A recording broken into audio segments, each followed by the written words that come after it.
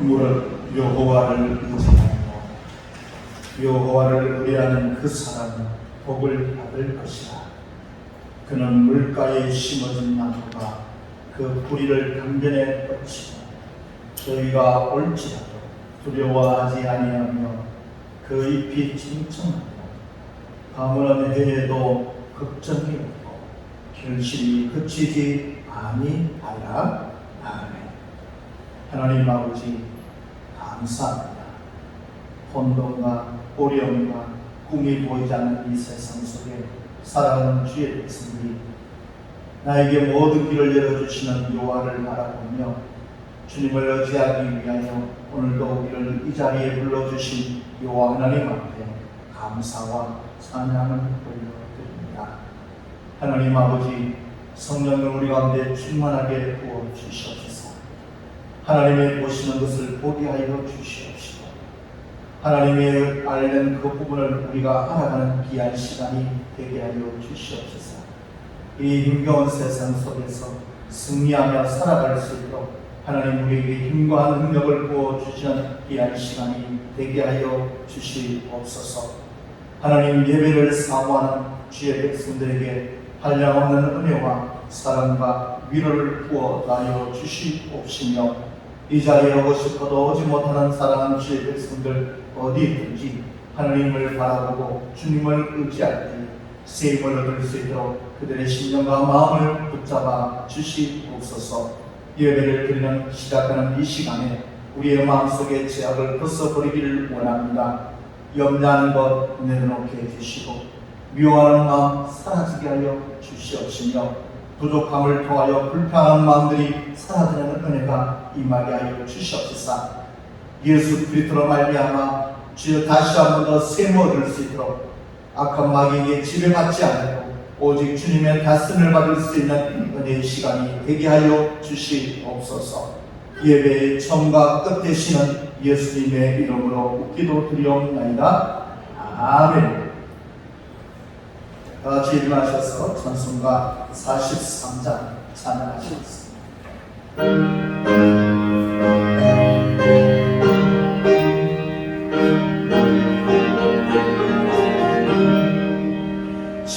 즐겁게 하시갈 날 반갑고 좋은 날 내 마음을 경배하니 즐겁고 기쁜 날 이 날에 천하 만민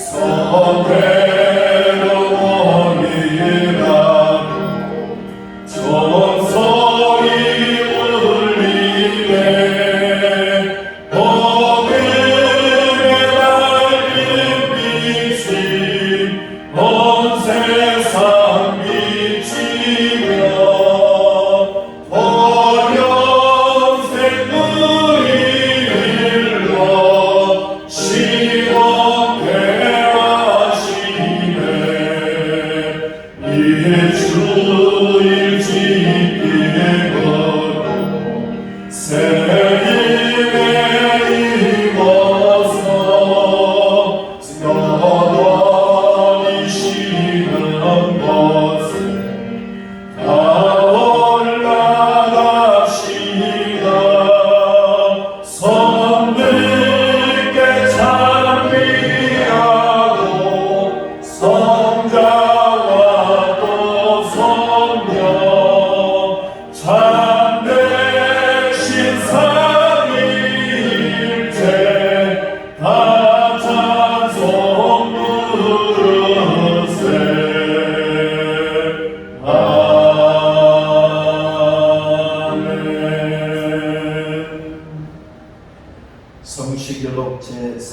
산문 시편 72편입니다. 하나님이여 주의 판단력을 왕에게 주시고 주의 공의를 왕의 아들에게 주소서.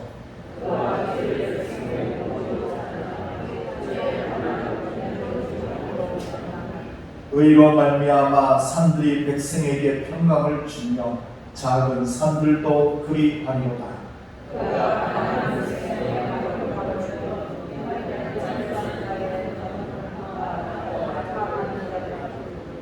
그들이 해가 있을 동안에도 주를 두려워하며 달이 있을 동안에도 대대로 그리하리로다.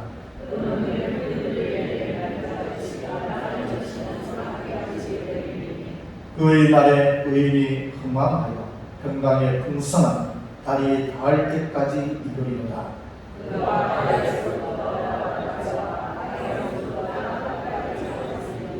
모든 왕이 그의 앞에 부복하며 모든 민족이 그를 섬기리로다. 아멘. 전능하사 천지를 만드신 하나님 아버지를 내가 믿사오며 그 외아들 우리 주 예수 그리스도를 믿사오니 이는 성령으로 잉태하사 동정녀 마리에게 나시고 본디오 빌라도에게 고난을 받으사 십자가에 못 박혀 죽으시고 장사한 지 사흘 만에 죽은 자 가운데서 다시 살아나시며 하늘에 오르사 전능하신 하나님 우편에 앉아 계시다가 저리로서 산자와 죽은 자를 심판하러 오시리라. 성령을 믿사오며 거룩한 공의와 성도가 서로 교통하는 것과 죄를 사하여 주시는 것과 몸이 다시 사는 것과 영원히 사는 것을 믿사옵나이다. 아멘. 찬송가 516장 찬양하시겠습니다.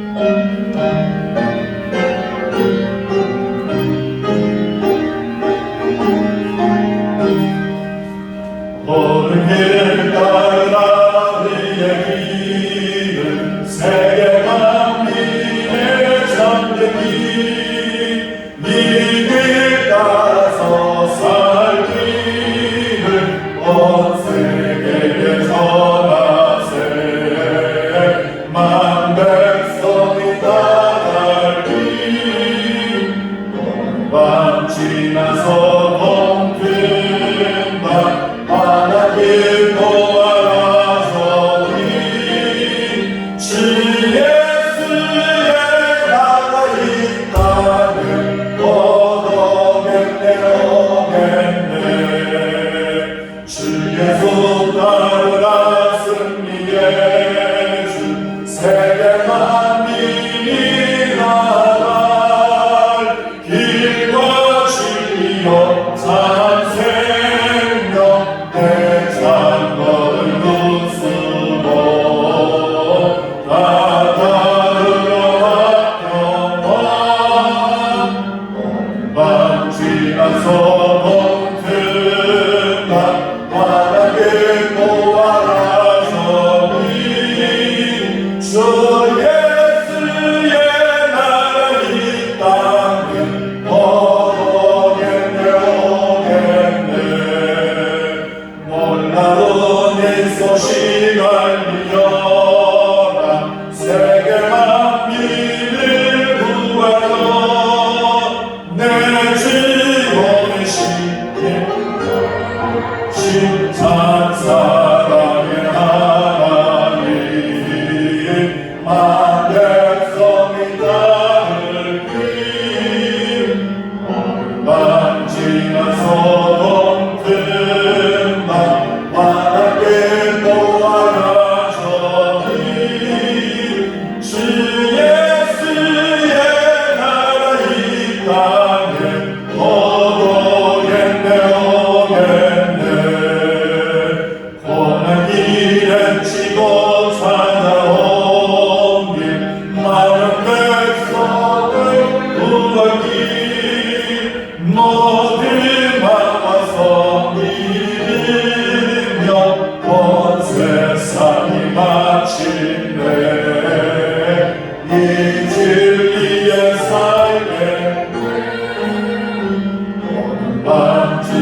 소동든다 하나님 보아라서니 주 예수의 나라 이 땅을 모두 백매오네.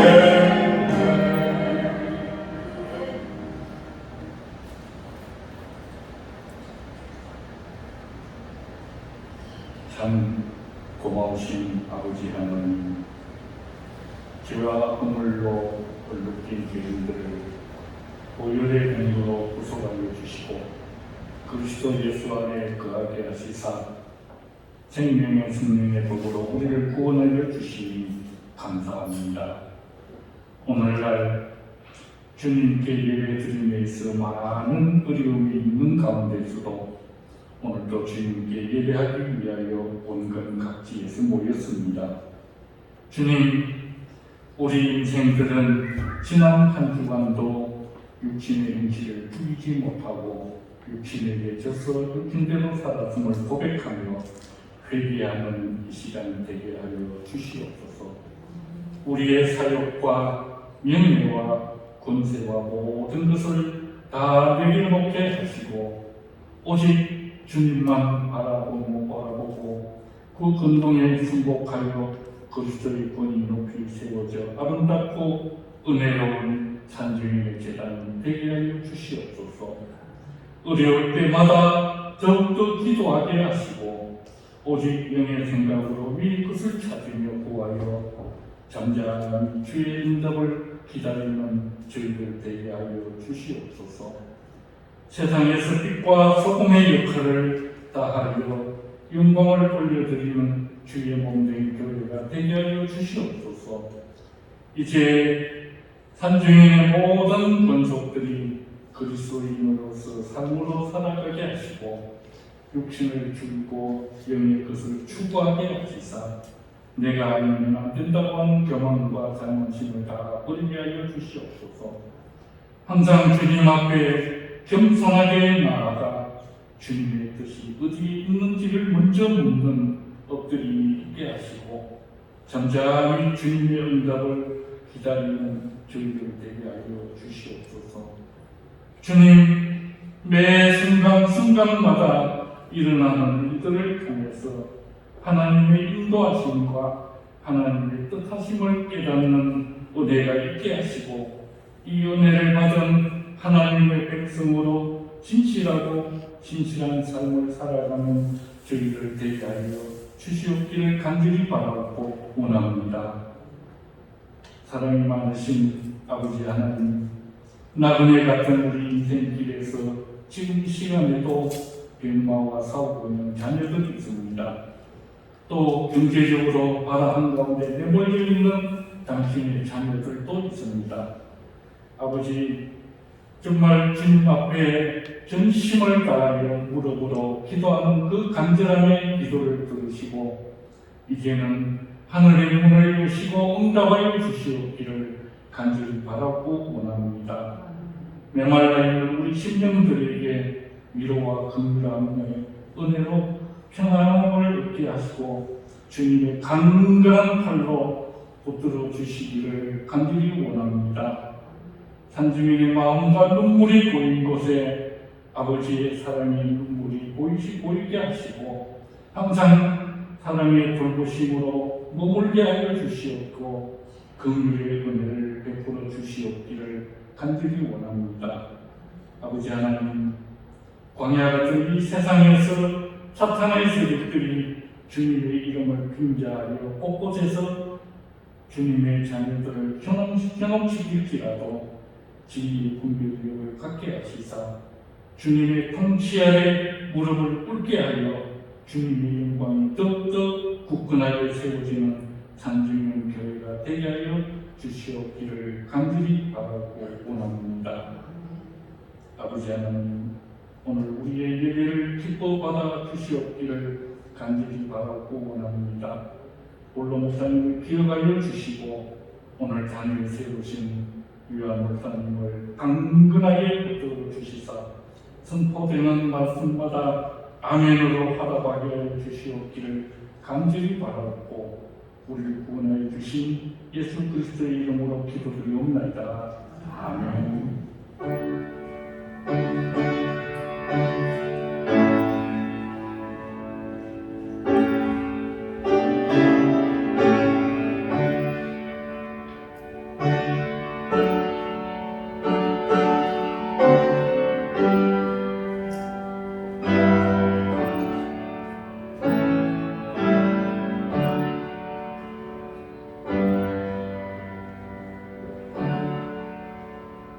하나님 말씀은 누가복음 9장 4절에서 6절까지 말씀입니다.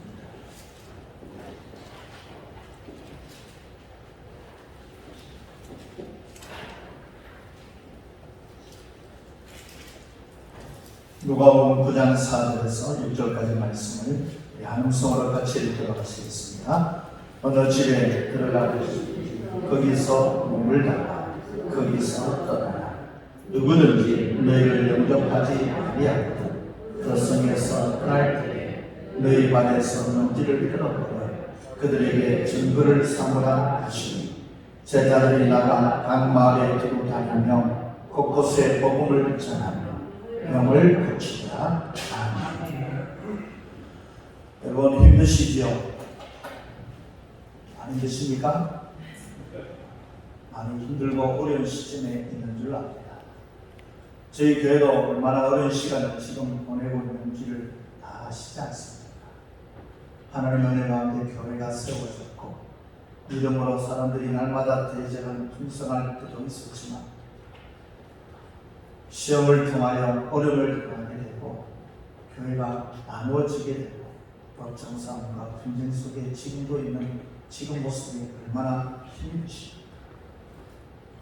여기에다가 교회들은 서로 힘들어서 떠나가신 분들도 있고 이제 남아 계신 분도 계시고 거기에다가 코로나로 인해서 예배드리지 못하는 상황 속에 오며 힘들고 어려운 시간들을 보내고 있습니다. 어디 교회뿐이겠습니까? 각 개인마다 얼마나 힘들고 어려운 시간을 보내겠습니까? 자녀들이 직장생활에 서로 쫓겨나고 사업이 망하게 되고 되지 않게 되고 또 앞에 보이지 않는 막막한 현실 속에 있다 보니 얼마나 자녀들을 바라보며 힘들어하고 계십니까? 내 개인의 문제도 마찬가지 아니겠습니까? 개인의 문제, 미래도 보이지 않고 꿈도 보이지 않고 어찌할 줄 몰라 답답한 가운데 있으며 일도 풀려지지 않고 경제적으로도 모든 힘든 상황에 처해 있는 여러분들인 줄 압니다. 모두가 다 지금 힘들고 어려운 시간이고 한숨밖에 나오지 않은 이 삶 속에 우리는 어떻게 해야 될까 참 괴롭고 힘들고 어려운 시점에 있는 줄 압니다. 하지만 우리가 아무리 어렵고 힘겨운 상황에 있다 할지라도 끝까지 예수 그리스도에 대한 믿음만은 변함이 없는 저와 우리 모두가 되어야 될 줄 믿습니다.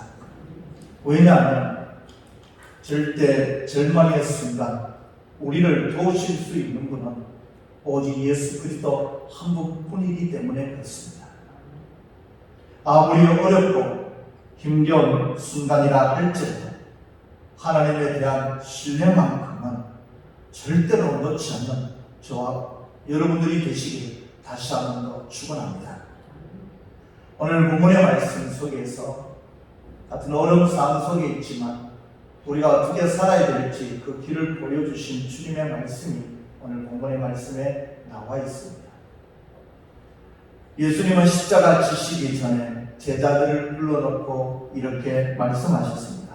요한복음 14장 12절에 이렇게 말씀하셨는데 내가 진실로 진실로 너희에게 이르노니 나를 믿는 자는 내가 하는 일을 그도 할 것이요 또한 그보다 큰 일도 하리니 이는 내가 아버지께로 갑니다 라고 말씀하셨습니다.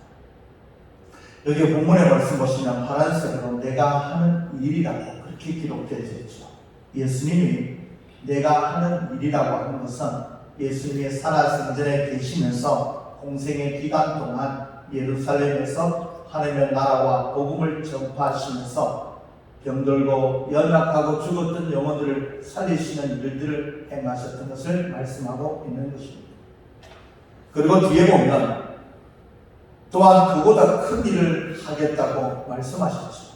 큰 일을 하겠다는 이 말씀은 성령님을 보내주셔서 성령님을 통하여 예루살렘에 국한되어 있던 사람이 이스라엘에 국한되어 있던 것이 아니라 전 세계에 복음을 증거하면서 예수 그리스도의 부르심을 받은 제자들이 권능과 능력을 행하면서 그의 일을 행하고 온 세계에 복음을 전파하게 될 그 큰 일을 말씀하고 계셨던 것입니다. 이와 똑같은 평행 본문에 대해서는 뭐라고 말하냐면 마태복음 10장 7절에서 8절까지 말씀 보면 예수님께서 이렇게 구체적으로 설명하셨죠. 가면서 전파하여 말하되 천국이 가까이 왔다 하고 병든 자를 고치며 죽은 자를 살리며 나병한 자를 깨끗하게 하며 귀신을 쫓아내되 너희가 거저 받았으니 거저 주라고 기록하고 있습니다. 예수님은 제자들을 향하여 앞으로 행할 일들에 대해서 큰 일을 행하게 될 건데 어떻게 그 큰 일을 하느냐 구체적으로 말씀하고 있었죠. 전파라, 이 말은 어떻게 전파라고 이야기하느냐면 하나님의 사자로서 전쟁이 이제 일어나게 될 것이니까 그 전쟁이라는 것은 많은 사람들에게 하나님의 나라가 갑자기 돌아올 것이니까 그렇게 강력한 어조로 전파라고 그렇게 말씀을 전하셨던 것이죠. 그러면서 저도 예언할 때 하나님은 그들에게 완벽한 능력을 부어주셨습니다. 뭐를 부어주시냐면 병든 자를 모할 수 있는 권능을 주시냐면 고칠 수 있는 능력도 주셨고요. 또 나아가 죽은 자를 살릴 수 있는 능력도 주셨고 나병한 자를 깨끗하게 할 수 있고 귀신을 쫓아낼 수 있는 그런 권능과 능력을 복음을 전하는 자들에게 부어주셨다는 겁니다. 자, 그렇다면 우리들은 예수 그리스도의 부르심을 받은 예수님의 참된 제자임을 믿습니다. 저와 여러분들은 주님 앞에 어떤 능력을 받냐면 강력한 능력을 벌써 받은 자들이라는 것을 말씀을 통하여 알 수 있지 않습니까? 제자들에게 주었던 것처럼 우리들에게도 그런 능력을 주셨던 것입니다. 병든 자를 고치고 죽었던 자를 살리고 눈뜬 병자를 깨끗하게 하며 더 나아가 귀신을 쫓아낼 수 있는 능력까지 우리가 받은 존재라는 것을 말씀하고 있습니다. 저나 여러분들은 이런 능력을 이미 받았다고요? 안 받았다고요? 받았습니다. 누가 모를 뿐이라고요? 내가 모를 뿐이라는 겁니다. 여러분들은 분명하게 복음을 전할 때에 하나님의 말씀을 따라서 예수 말씀을 따라서 복음을 증거하게 되면 예수 그리스도의 성령이 내게 벌써 임했기 때문에 그 성령을 통하여서 이런 권능과 능력이 나타나는 것이라는 것이죠. 따라서 우리는 권능을 나타낼 수 있는 힘과 능력을 받은 자들인데 우리는 아직까지 그것을 모르고 나는 아무것도 없다고 믿음 없이 그냥 가만히 있다는 겁니다. 여러분, 이 말에 보면 병든 자를 고친다는 것은 신체적인 그 사람에게 치유를 줄 수 있는 능력을 우리가 이미 받았다는 것과 똑같은 것이죠. 뿐만 아니라 죽은 자를 살리는 존재론적인 치유까지 해갈 수 있을 뿐만 아니라 나병한 자를 깨끗하게 할 수 있는 것은 종교적이고 의식적인 이 모든 사상과 생각까지도 치유할 수 있을 뿐만 아니라 귀신을 쫓아낸다는 영적이고 정신적인 모든 치유를 할 수 있는 능력을 우리가 벌써 성령을 통하여 받게 된 존재라는 것입니다. 그래서 진짜 능력을 받은 사람들은 이 능력을 펼치죠. 그 펼친 사람들에게 뭐라고 했냐면 네가 가진 능력을 예수님은 뭐라고 이야기하냐면 오늘 본문의 맨 뒤에 보면 뭐라고 되어 있습니까? 너희가 거저 받았으니 뭐하라고요? 거저 주라고 말씀하셨던 것입니다. 선물로 네가 이미 받았기 때문에 값을 받지 말고 사랑하는 마음으로 그 모든 것을 네가 이것을 주라고 주님은 말씀하셨던 것입니다. 이 말씀을 통하여 하나님의 부르심을 받은 자, 하나님의 일꾼된 자들이 마음에 새기고 지켜야 할 그것이 오늘 이 본문의 뒤에 예수님의 말씀 속에 있습니다. 거저 받았으니 어떻게 하라고요? 거저 주라는 것입니다. 여러분이 받은 능력이 여러분의 것이 아니고 하나님이 여러분들에게 주셨기 때문에 너희는 거저 받았기 때문에 뭐라고요? 거저 주어라. 사실 일꾼들이 전하는 복음과 능력은요, 우리 것이 아니라 하나님의 것입니다. 하나님께서 우리에게 아무 조건 없이 이 모든 복음과 능력을 주셨습니다. 그렇기 때문에 일꾼들은 은혜 받은 그 복음과 능력을 나누어 줄 수 있는 것 자체만으로도 충분히 만족하고 기뻐해야 하는 것입니다. 따라서 저와 여러분들은 내가 해야 하는 모든 일과 복음을 전하는 일과 하나님의 나라가 천국이 가까웠다는 이야기를 전하는 때에 그 전함을 통하여 능력이 나타날 때가 반드시 있다는 겁니다. 그럴 때 그 능력이 나가는 것을 내가 하나님께 받은 것이니까 그냥 값없이 주어야 된다고 말씀하는 겁니다. 그런데 이것이 어느 순간부터 내가 나만 해갈 수 있는 능력이 되다 보니 시간이 지나면 지날수록 자기의 살이 사욕을 채우기 위하여 이것을 사용하는 사람들이 이전에도 지금도 그렇게 많다는 겁니다. 저번주에 말씀드렸죠. 사과나무이기 때문에 뭐가 열리고요? 사과가 열리고 사람이 죄인이기 때문에 뭐가 열린다고요? 죄가 열릴 수밖에 없는 존재입니다. 내가 조금 능력이 나타나게 되면 그때부터 죄가 우리 마음속에 나타나서 내가 스스로 내가 주체가 되어버려서 내가 스스로 사리사욕을 채우려고 하는 생각으로 바뀌어버린 것이 바로 죄인이기 때문에 그렇다는 것입니다. 따라서 우리 마음속에 생각을 가져야 될 것은 이겁니다. 내가 하나님께 거저 받았으니 거저 주어야 된다는 것입니다. 이것을 내 마음속에 정확하게 인지하고 새겨 놓으시라는 겁니다. 여러분 가지고 있는 모든 능력, 가지고 있는 모든 것들이 누구로부터 받았느냐? 누구로부터 받으셨습니까? 내 몸을 누구로부터 받았습니까? 하나님으로부터. 내 가정을 자녀를 누구로부터 주셨습니까? 하나님의 은혜로 말미암아 주어졌고 앞으로 주어가는 모든 삶의 모든 것도 누가 주신 겁니까? 하나님이 우리에게 주신 것 아닙니다. 물론 그 모든 일에 대해서 우리가 그것을 얻기 위하여 사리사욕을 위해서 받으려고 해서는 아니 되죠. 이러면 은혜를 베풀고 했을 때 사리사욕을 가지고 하지 말라는 겁니다. 사랑을 베풀 때도 복음을 전할 때도 그 사람이 내가 기도해서 그 사람의 능력이 났고 길이 보이지 않는 길에서 내가 사람의 도움을 줘서 그 길을 열어줬다 할지라도 사리사욕을 채우는데 사용하지 말라는 겁니다. 근데 반대로 이런 경우도 있지 않습니까? 그 은혜 받은 것을 위하여 자발적으로 감사하는 것을 미리 준비한 것이 있다면 우리는 어떻게 해야 될까요? 받아야 될까요? 받지 말아야 될까요? 받아야 된다는 겁니다. 일꾼이라는 이유 때문에 하나님의 복을 받은 하나님의 성도이기 때문에 일부러 헐벗고 굶주릴 필요는 없다는 겁니다. 누가복음 8장 2절에서 3절까지 말씀 보면 이렇게 말씀이 나옵니다. 또한 악기를 쫓아내심과 병고침을 받은 어떤 여자들 곧 7 귀신이 나간 막달라인이라 하는 마리아, 헤롯의 증직이 부사양의 요한, 수산나와 다른 여러 여자가 함께하여 자기들의 소유로 누구를 섬겼더라고요? 그들을 섬겼더라는 말씀이 나옵니다.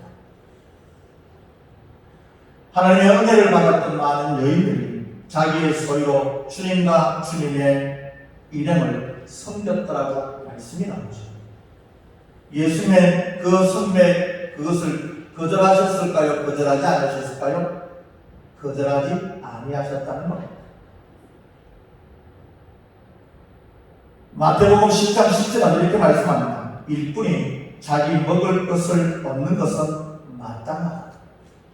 뿐만 아니라 사도 바울은 갈라디아서 6장 6절을 해서 뭐라고 말씀하냐면 가르침을 받는 자는 말씀을 가르치는 자와 모든 좋은 것을 함께 하라. 디모데전서 5장 18절의 말씀 보면 성경에 이르시되 곡식발과 떠는 소의 입에 망을 씌우지 말라 하였고 또 일꾼이 그 싹을 받는 것은 마땅하다 하니라고 말씀하셨습니다. 일꾼들은 복음을 들은 사람들로부터 의식주 문제를 해결받는 권리가 있다는 것을 말씀하는 대목이죠. 하나님께서는 반드시 당신의 일꾼들의 필요를 채워주십니다. 그렇기 때문에 하나님이 하시던 다른 사람을 통해서 하나님은 모든 일을 하고 계신다는 것이죠. 그렇기 때문에 주체는 내가 내 사역을 채우지 말고 그냥 하는 일을 하다가 줄 때 내 소욕을 채우지 말고 주는 것 있으면 받아서 그 받은 것을 감사함을 통하여 하나님의 일을 복음과 능력을 할 때 더 매진하라고 말씀하셨던 것입니다. 그래서 전적으로 이 세상 삶을 살아갈 때에 도움을 받을 수도 있고 그 받는 것에서 감사할 수도 있어야 될 뿐만 아니라 그것을 나의 사역으로 챙기지 말라. 이유는 모든 것은 하나님이 하고 계시기 때문이라는 겁니다. 그래서 주님은 저번주 말씀하셨죠. 나갈 때 뭘 가져가지 말했습니까? 두벌 옷도 가져가지 말라고 했지 않습니까? 배낭이나 지팡이나 양식이나 돈을 가지고 가라고 가져가지 말라고요? 가져가지 말라. 누구를 의지하라는 겁니까?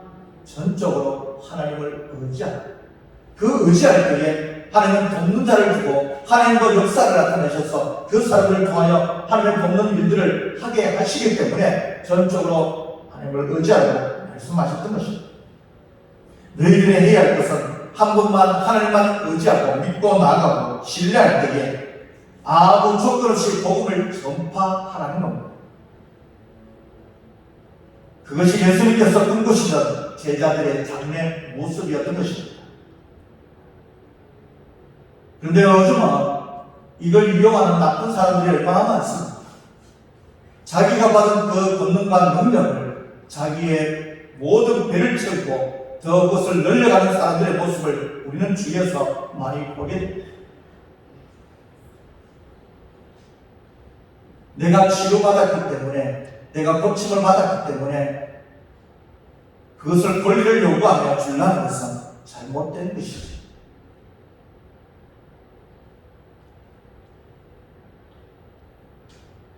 예수님께서는 제자들에게 때가 이를 때에 능력을 주셨고 권위를 입혀주셨습니다. 사탄을 결박할 수 있는 하나님의 능력과 권위를 받았습니다. 그래서 예수님께서는 제자들에게 뭐라고 말씀하시냐면 오늘 본문 9장 3절 말씀입니다. 뭐라고 이야기하냐면 어느 집에 들어가든지 거기서 머물다가 거기서 뭐라고 떠나라고 하셨습니다. 여행할 때 반드시 필요한 최소한의 것 외에는 가지고 가지 말라고 말씀하셨죠. 우리가 가지고 있는 세상적인 가치와 지식과 경험을 따르는 지혜를 의지하지 말고 하나님 한 분 외에는 그 무엇도 바라보지 말라고 말씀하셨던 것입니다. 예수님께서는 4절 말씀 속에 이런 말씀하셨죠. 죄송합니다. 마태복음 10장 11절의 말씀 보면 어떤 성이나 마을에 들어가든지 그 중에 합당한 자를 찾아내어 너희가 떠나기까지 거기 머물라라고 말씀하셨습니다. 전도 여행을 할 때에 어떤 집에 들어가서 그 집에 거기서 유하고 있을 때에 그 합당한 자의 집에 머물라고 말씀하셨죠. 이 합당한 자를 말해 우리가 칭찬받을 만한 이란 뜻입니다. 복음의 일꾼들을 친절하게 맞아들일 수 있는 마음의 여유가 있는 자, 복음을 받아들일 수 있는 순수한 영혼을 가진 자, 윤리적으로 도덕적으로도 사람에게 존경받는 그 사람에게 있다면 거기 머물러라 하고 말씀하셨습니다. 그리고 그것을 합당한 자 집에 머물면서 그리고 복음을 전파, 그리고 난 후에 한 번 선택한 다음에 더 좋은 조건이 있는 곳으로 옮겨 다니지 말라라고 말씀하셨던 것이죠. 일꾼들의 이미지가 만약에 여기다가 더 좋은 조건으로 가게 된다면 그 이미지가 나빠질 뿐 아니라 복음의 가치도 떨어뜨리기 때문에 그렇습니다. 그 사람을 통하여 여기보다 더 좋은 곳에 가기를 원한다면 그로 인하여 복음의 전파에 막대한 지장을 주기 때문에 그래서 한번 합당한 자의 집에 있으면 그곳에 뭐라고 머물러 있으라는 겁니다. 쓸데없이 시간 낭비한다고 옮겨 다니지 말라는 것이죠. 좋고 나쁘고 유리하고 불리함에 따라 옮겨 다니는 것은 세상적인 방법이라는 것이기 때문에 그렇습니다. 그것보다 더 중요한 것은 합당한 사람을 예배에 놓으신 하나님의 뜻을 거절한 것이 되기 때문에 네가 만약 복음을 전하다가 합당한 자의 집에 머물면 그곳에서 계속 머물러 있으라고 말씀하셨던 것입니다.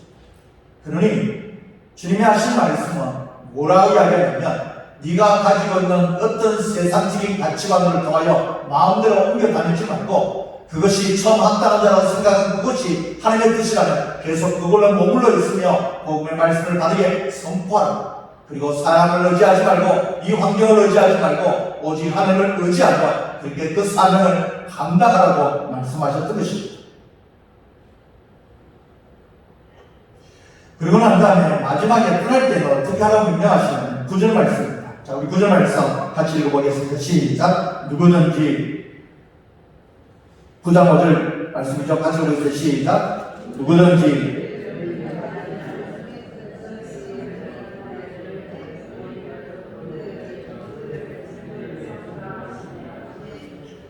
합당한 자의 집에 갔든 또 다른 곳에 갔는데 합당한 자에 갔는데 그 집에서 뭐라고 했다고요? 영접하지 아니하면 그 성을 떠날 때, 그 집을 떠날 때니까 성을 떠날 때니까 성을 떠날 때 먼지를 떨어버려 그들에게 증거를 삼으라고 했습니다. 이 말은 발에 먼지를 뜬다는 것은 유대인들의 오랜 관습이죠. 부정한 곳에 갔을 때는 오고 난 다음에 발을 털어버리듯이. 그래서 우리가 바깥에 나가서 들어올 때 있는 집의 먼지와 모든 것을 손을 씻고 버리듯이 그렇게 의식적으로 털어버리는 행동이 바로 발을 털어버리는 것입니다. 왜 예수님은 합당한 자에 갔는데도 불구하고 그 사람이 받아들이지 영접하지 않으면 떠날 때 왜 이렇게 하라고 말씀하셨을까요? 하나님의 전적으로 의지하는 제자들에게 내가 모든 걸 해주겠는데도 불구하고 그 집에 만약에 영접하지 않으면 발을 떠날 때 털어버리라는 이유가 무엇이었을까 궁금하게 상해 보게 됩니다. 왜 하나님은 합당한 자라고 생각했는데도 불구하고 받아들이지 않으면 떠날 때 발을 털어버리라 했을까? 그 이유는 저는 4가지가 있는데 그 4가지를 잠시나마 여러분들에게 설명하고자 발을 털어버린다는 것은 이 사람이 복음을 받아들이지 않는 사람이기 때문에 그 사람은 진정으로 보면 이방인과 하나님의 택한 백성인가 구별하기 위해서 그렇게 하나님께서 하시는 겁니다. 복음을 받아들이고 일꾼들을 영접하는 데 따라서 그 여부가 결정된다고 하는 겁니다. 강단에서 아무리 성경 말씀을 전하고 하나님의 말씀을 선포한데도 불구하고 그 말씀에 대하여 받아들이지 아니한다면 너를 영접하지 않고 그 말씀을 영접하지 않는다면 그 받는 자와 안 받는 자를 구별할 수 있다는 것을 말씀하는 겁니다. 두 번째로 뭐냐면 하나님의 그 말씀을 일꾼을 거부한 그곳에는 하나님의 심판이 반드시 따라간다는 겁니다. 그것을 공개적으로 가르쳐 주기 위해서 발을 뜯어버리라는 겁니다. 더 나아가 저는 생각합니다. 제자들에게 낙심하지 않기 위해서 네가 가서 복음을 전하는데도 그 복음을 받아들이지 않는 데서 네가 실망할까 좌절할까 싶어서 그게 하나님의 낙심하지 않기 위해서 이불로 발을 뜯어버리라고 했던 겁니다. 그럼 복음을 전하는 일꾼들이 당할 수 있는 이 상황이 예상될 수 있지 않겠습니까? 실제로 사도행전 13장 50절에서 51절까지 말씀 보면 바울과 바나바가 복음을 전파했는데도 불구하고 그들이 쫓겨났죠. 그래서 본문의 말씀을 이렇게 이야기합니다. 뭐라고 말씀하냐면 오늘 보면 사도행전 13장 50절에 51절 말씀 이에 유대인들이 경건한 기부인들과 그 신의 유력자들을 선동하여 바울과 바나바를 박해하게 하여 그 지역에서 쫓아내니 두 사람이 그들을 향하여 어떻게 했다고 했습니까? 발에 티끌을 떨어버리고 이고니온으로 갔다고 말씀이 나왔죠. 자신들은 그 내에서 지역에서 쫓겨났습니다. 그런 이들의 마음속에 얼마나 낙심하고 있겠습니까? 지금 이 말씀 보면 나를 틀어버리라는 이 말씀 속에 보면 주님의 뜨거운 사랑과 염려가 담겨져 있는 제자들을 향하여 포함된 의미입니다. 이와 똑같은 말씀에 보면 마태복음 10장 16절, 17절, 22절, 23절의 말씀 이렇게 간단하게 씁니다. 앞에 보고 보십시오. 보아라, 내가 너희를 보내는 것이 마치 양을 이리떼 가운데로 보내는 것과 같다. 사람들을 조심하라. 그들이 너희를 본청에 넘겨주고 그들이 배당에서 매질을 당할 것이다. 너희는 내 이름 때문에 모든 사람에게 미움을 받을 것이다. 이 몰에서 너희를 받게 하거든. 그래서 들어버리고 어디로 가라고요? 저 거울로 가라고 말씀하셨던 겁니다. 이 말씀을 보게 될 때 참 어떻게 보면 제자를 사랑했지만 너희들이 가서 복음을 전파할 때 좋은 일만 있고 경통하고 축복이 있고 풍요가 있고 건강이 있을 것이라고 말씀하지 않죠.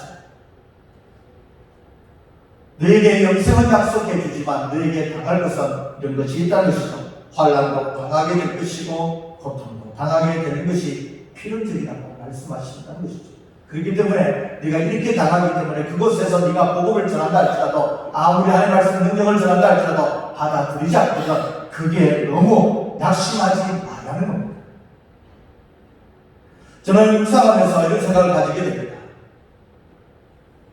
하나님의 뜻을 이루기 위해서 내가 열심히 삶을 살아가면 하나님의 복을 받을 수 있을까 없을까 고민하게 되죠. 여러분, 하나님이 일어나면 여러분의 물질과 모든 복을 하나님이 주실까요? 안 주실까요? 주십니다. 내가 하나님 앞에 진실하고 바르게 한번 살아가 보십시오. 결코 어림없이 은혜스럽게 삶을 살아갈 수 반드시 있습니다. 그러나 문제는 내가 복음을 뜻을 전가하고 나아갈 때에 그것은 받는 것은 물질의 풍요와 축복은요 덤으로 오는 것이에요. 그런데 사람들은 추구하는 게 덤으로 오는 것을 주 목적으로 삼아버리기 때문에 잘못되었다고 말씀하는 겁니다. 우리가 주를 위해서 열심히 헌신하고 주님 앞에 바르게 살 때에 반드시 덤으로 따라오는 게 뭐냐면 물질의 풍요와 평안과 하나님이 주시는 형통의 역사가 따라온다는 겁니다. 그런데 우리는 그 구하는 것은 뭐냐면 그 하나님의 일어나는 목적은 다 잃어버리고 하나님의 복음을 전파하고 그 능력을 행하는 목적을 잃어버리고 그것은 하지 않고 무조건 물질의 풍요만을 바라보고 있기 때문에 그게 문제된다고 할 뿐입니다. 사람들은 너무 자주 목적과 과정을 구별하지 못합니다. 목적은요, 주님 나라 복음을 전파할 때 하나님의 능력이 나타나는 그것이 목적이지 않겠습니까? 그러면 그 뒤에 무언가가 덤으로 하나님께서 풍요와 풍성과 형통함의 역사를 복을 더하여 주시는 것이죠. 그런데 우리는 그것을 목적과 과정을 변경해 바뀌어버렸습니다. 목적은 없어져 버리고 과정, 그 과정 속에는 덤을 중요하게 여기다 보니 제가 외치고 또 외치게 됐던 결과입니다.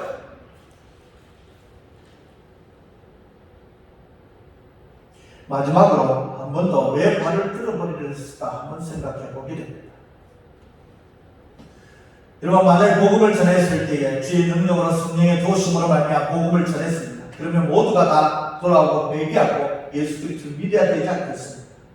근데 그렇게 된다고요? 안 된다고요? 내가 예수 그리스도 이름으로 복음을 전했으면 그 결과 일어나야 됩니까? 안 돼야 됩니까? 일어나야 되죠. 근데 일어나지 않는다는 겁니다. 이 말은 그 뒤에 내가 어떤 복음을 전해도 내가 그 뒤에 결과의 열매를 맺혀지지 않더라도 낙심하거나 좌절하지 말라는 겁니다. 세상의 사람들이 환대해 주지 않고 세상의 평가의 기준을 보면 열매가 없고 누가 알아주지 않더라 하더라도 조연하게 네가 가야 할 그 사명의 길을 끝까지 가라고 복음을 전파하고 하나님의 나라에서 전파하는 이 길을 조연하게 걸어가라고 말씀하시기 때문에 그렇습니다. 근데 우리는 사실 너무나도 자주 사람들의 평가와 인정받는 것에 매달려 삶을 살았다. 거기에 마음을 빼앗기죠. 열매의 유무에 따라서 일희일비하게 된다는 겁니다. 결과에 최고의 가치를 두고 거기에 매진하며 우리는 살아갑니다. 그리고 그 결과가 없을 때에 우리는 낙심하게 되죠. 계속 해야 되나 말아야 되나, 내가 이렇게 했는데도 불구하고 열매가 안 미치는 데서 내가 어떻게 해야 될까, 너무 난감하고 좌절한 경우가 우리 속에 많이 있습니다. 근데 왜 그렇게 되냐면 그 행위의 주체가 하나님이 아니라 나에게 주체가 되어버렸기 때문에 나온 결과입니다. 여러분, 내가 어떤 일을 했을 때 내가 원하는 결과만 바라본다는 것은 교만이기도 하고 불신앙이기도 합니다. 왠지 아십니까? 그 모든 것의 열매를 맺지 않는 것은 내가 하는 것이 아니라 여호와 하나님이 하시기 때문에 그렇습니다. 사명은 우리가 하는 것이 아니라 하나님의 것이라는 것을 우리가 잊지 말아야 된다는 겁니다. 그렇다고 해서 최선을 다하지 말라는 얘기도 아닙니다. 제 말은 결과에 신경 쓰지 말라는 겁니다.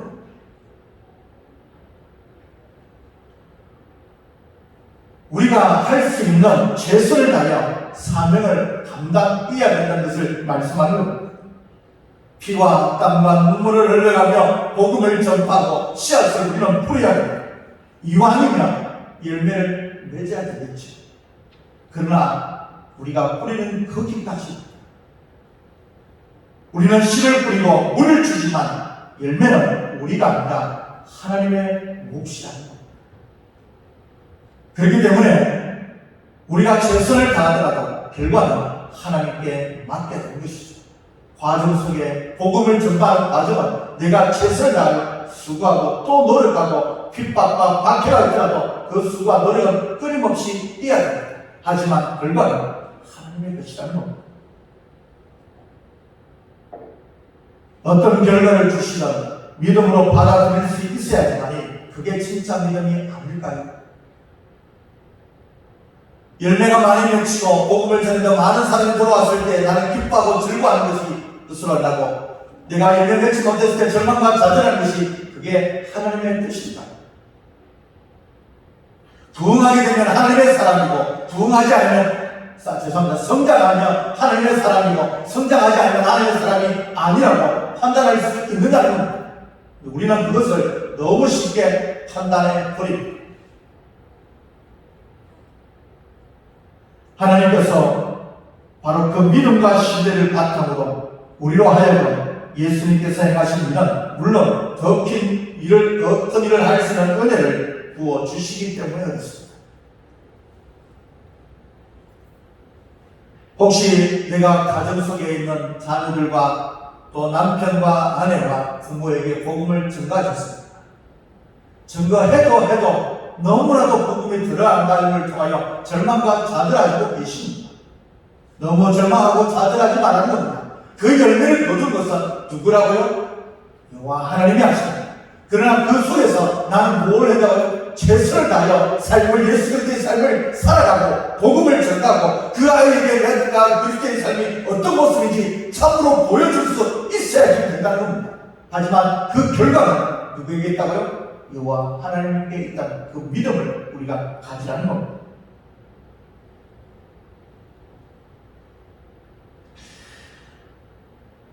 누가복음 9장 6절의 말씀 보면 이렇게 나오죠.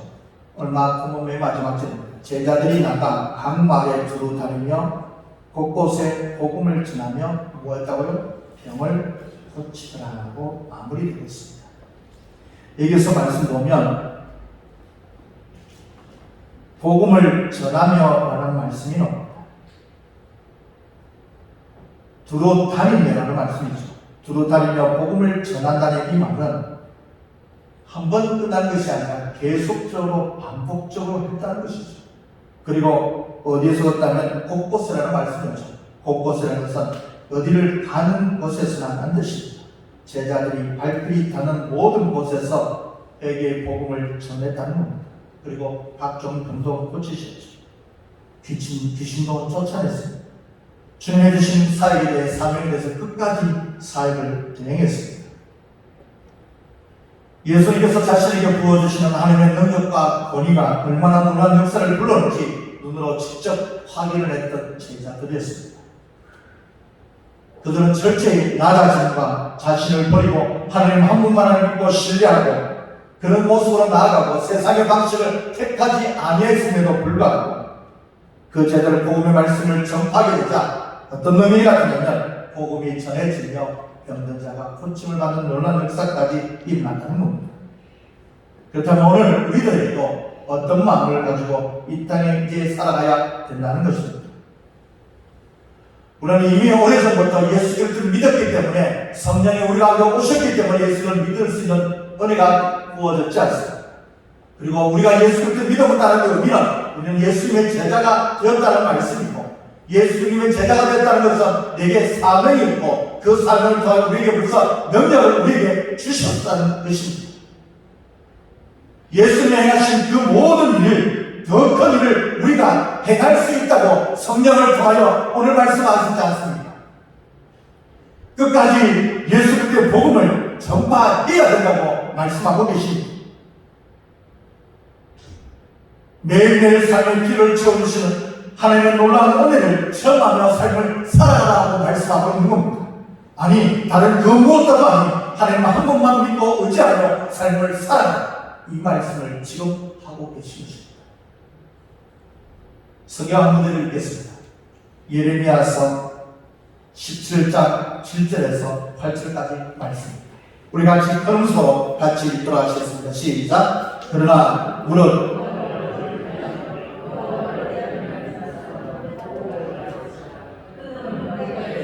나무가 그 뿌리를 강변에 뻗치고 더위가 올라올지라도 두려워하지 아니하며 그 잎이 청청하며 가물은 해도 걱정이 없고 결실이 그치지 아니하니라. 아멘.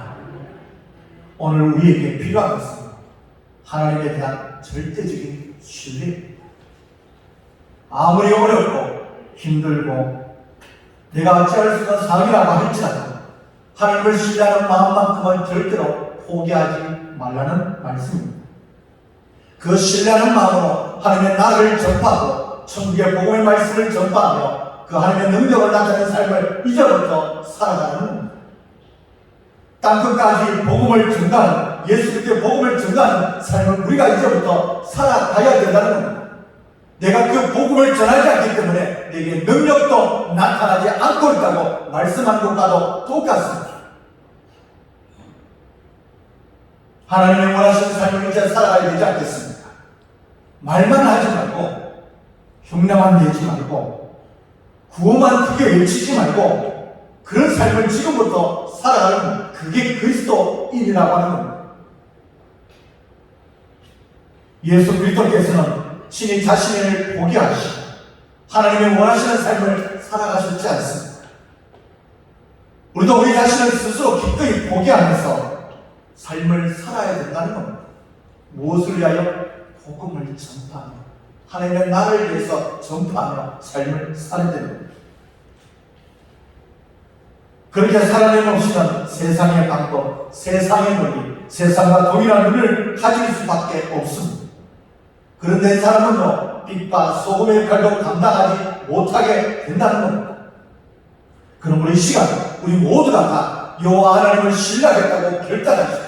그리고 주신 사명을 감당하며 그 능력을, 복음을 전파하며 하나님의 능력을 내가 나타내는 삶이 되게 해달라. 그 능력을 가지고 거저 받은 것을 거저 줄 수 있는 아름다운 주님의 모습의 삶처럼 그렇게 삶을 살아내겠다고 작정하며 결단하며 나아가십시오. 그럴 때 여러분들을 통하여 하나님의 능력이 나타나서 병든 자가 고쳐지고 죽은 자가 살아나며